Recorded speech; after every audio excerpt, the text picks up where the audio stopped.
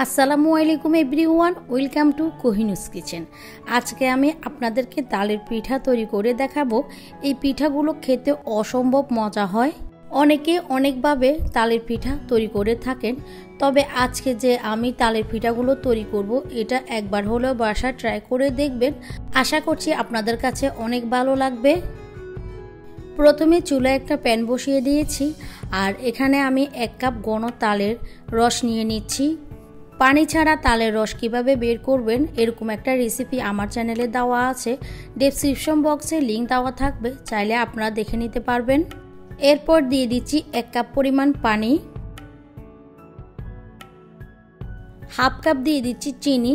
চিনিটা আপনারা আপনাদের টেস্ট অনুযায়ী বাড়িয়ে কমিয়েও নিতে পারেন। আর হাফ কাপ দিয়ে দিচ্ছি ফ্রেশ নারকেল কোড়ানো। আমার এই নারকেল কোড়ানোটা ড্রিপে ছিল, আপনারা যদি ফ্রেশ করিয়ে দিতে চান দিতে পারবেন। আর স্বাদ অনুযায়ী দিয়ে দিচ্ছি লবণ। এবার চুলাটা ধরিয়ে দিয়ে আমি সব কিছু নেড়েচেড়ে খুব ভালোভাবে মিশিয়ে নিচ্ছি।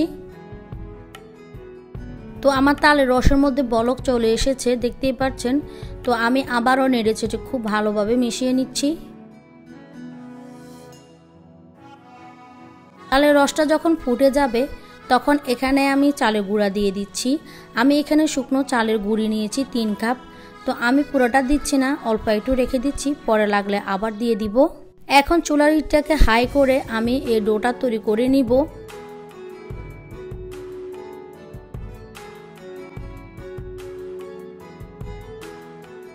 তো ডোটা মনে হচ্ছে একটু নরম হয়েছে। তো বাকি যে চালের গুঁড়াগুলো আছে ওইগুলো আমি দিয়ে দিয়েছি, দিয়ে খুব ভালোভাবে আমি একটা শক্ত ডো তৈরি করে নিয়েছি। এরপর ডোটাকে আমি হালকা একটু ঠান্ডা করে নিয়ে একটা ছড়ানো পাত্রের মধ্যে সবটুকু ডো নিয়ে নিচ্ছি। এখন ডোটাকে কুসুম গরম থাকা অবস্থায় মথে নিতে হবে। আর এটাকে ঠান্ডা করে মথে নেবেন না, এতে করে ডোটা শক্ত হয়ে যাবে। যখন কুসুম গরম অবস্থায় থাকবে তখন ডোটাকে খুব ভালোভাবে মথে নিতে হবে।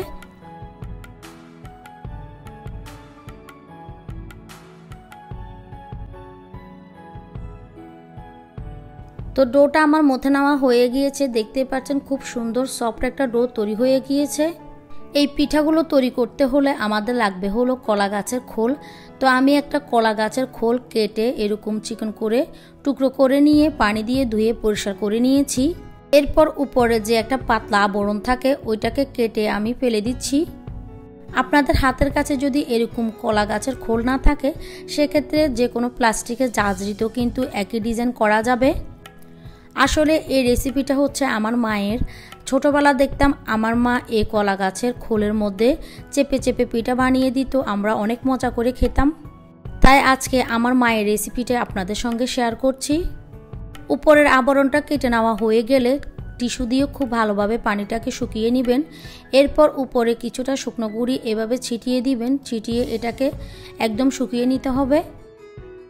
এরপর এটাকে একটা বাস দিয়ে নিচ্ছি। এবার আগে যে ডোটা আমরা তৈরি করে রেখেছিলাম ওইখান থেকে কিছুটা পরিমাণে ডো হাতে নিয়ে এভাবে হাতের মধ্যে মলে একটু লম্বা করে নিচ্ছি। এরপর খোলের মধ্যে বসিয়ে দিয়ে উপরের খোলটা দিয়ে একটু চেপে দিতে হবে। চেপে দিলেই কিন্তু একটা ডিজাইন তৈরি হয়ে যাবে। দেখতেই পাচ্ছেন একটা ডিজাইন তৈরি হয়ে গেল, দেখতে খুবই ভালো লাগছে। আমি আরও একটা পিঠা তৈরি করে দেখিয়ে দিচ্ছি। আর আপনাদের হাতের কাছে যদি নারকেল থাকে চেষ্টা করবেন কুচি কুচি করে নারকেল দিতে, এতে করে পিঠাগুলো যখন আপনি খাবেন তখন কামড়ে কামড়ে লাগবে, খুব ভালো লাগে। এই পিঠাটা একবার হলেও বাসায় ট্রাই করবেন। এভাবে করে আমি সবগুলো পিঠা বানিয়ে নিয়েছি, দেখতেই পাচ্ছেন।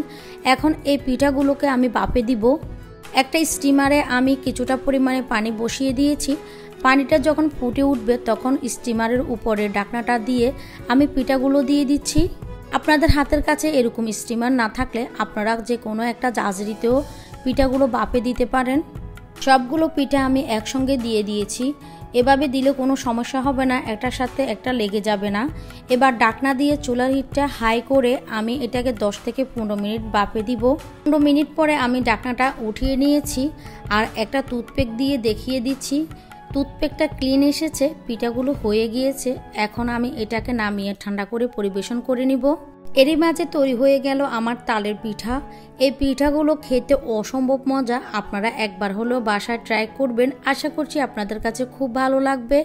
তো আমি একটা পিঠা কাছ থেকে দেখিয়ে দিচ্ছি। দেখতে পাচ্ছেন পিঠাগুলো দেখতে অসম্ভব সুন্দর হয়েছে।